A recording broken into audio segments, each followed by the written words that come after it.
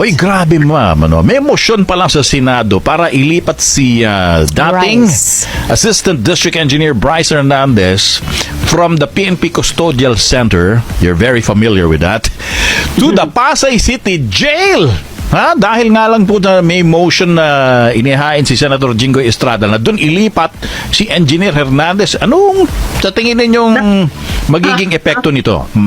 Naku naman, halatang that's just what, retribution, you know, yung tao hindi pa naman, wala naman siyang conviction, di ba? Yes. Nag-testify pa lang siya, Oo. both sa Senado tsaka sa House. At kaya nga siya humiling sa House kahapon na wag na siyang ibalik sa Senado.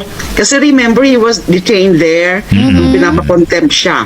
So pinahiram naman siya, so to speak, pinahiram naman siya ng Senado Yeah. sa House of Representatives para makapag-testify din kahapon sa Infracom hearing. You're right. Pero yun nga ang sinabi, wag nyo na po akong ibalik sa Senado kasi nga po takot ako dahil nga ito nga ang sasabihin ko, yun ang sinabi niya, nagdawit siya, Yeah.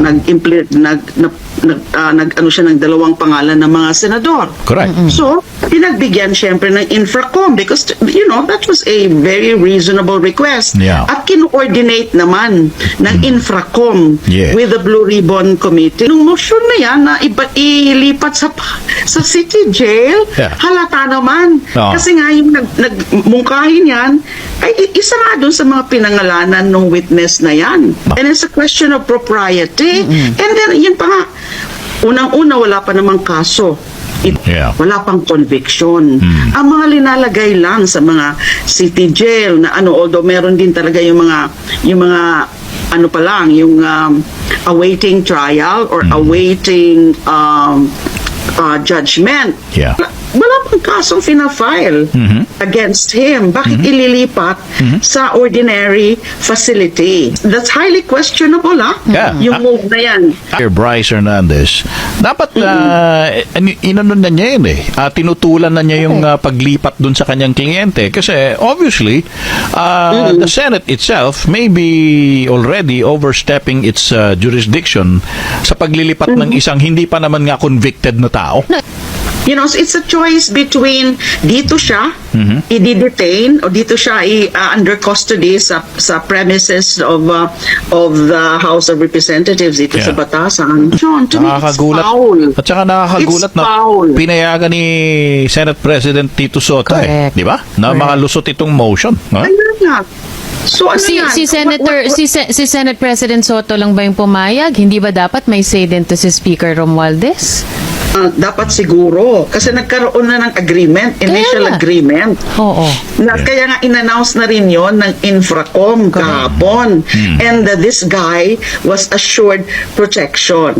No, kung ililipat siya sa isang city jail, and you know how it is, the situation in city jails. Parusahan na siya, na wala pa nga ngayong kaso.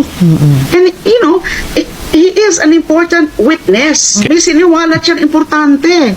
So, siya yung siya nga pwedeng i-consider na state witness. Decide on something, what can the House do? Opo. Kasi nga, it's unfair to the guy. Kasi unfair and dangerous. It's very dangerous. Tapos, ikinumit na nga ng Infracom sa kanya, and then biglang babawiin at ilalagay sa mas Ay, in an area, in a place, in a detention facility Yeah. that is more vulnerable Correct. to harm Yes, compared yes. to custodial center.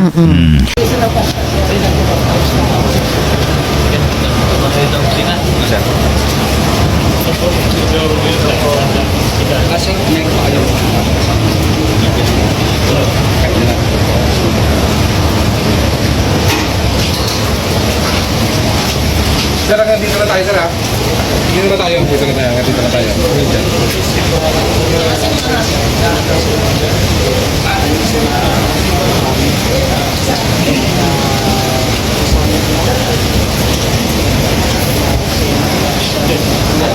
Sa mga sumadaling ito mga kapuso ay nasa loob na itong Pasay City Jail Mail Dormitory.